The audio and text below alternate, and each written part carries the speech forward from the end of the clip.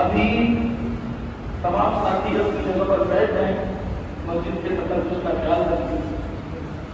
अभी जब खत्म कुरान, तकमील कुरान हो रहा था तो आपने महसूस किया होगा कि हजरत कारी साहब की आवाज में कुछ तब्दीली बातें हुई और वो रो रहे थे। अल्लाह रब्बुल आलमीन ने हमारे उस्ताद मोहतरम की कामिल मग़फ़िरत कर दी होगी। वो इंतहाई नेकोकार पारसा इंसान थे। आज खुशी का मौका तो है कि कुरान की तकमील हुई है, लेकिन बहैसियत इंसान हमें ये दुख भी है कि वो आज हमारे दरमियान नहीं। अगर वो होते और इस तकमील कुरान में होते तो उनकी खुशी की जो कैफियत है वो मैं बयान नहीं कर सकता।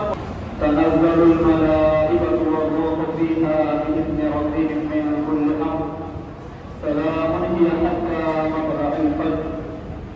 वक़ाल नबी सल्लल्लाहु अलैहि वसल्लम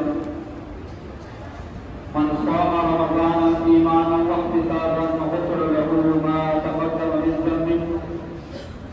वक़ाल अलैहि सलातु वस्सलाम मन क़ाम फ़ी लैलतिल क़द्र ईमानन वहतिसाबन ग़ुफ़िर लहू मा तक़द्दम मिन ज़न्बिही।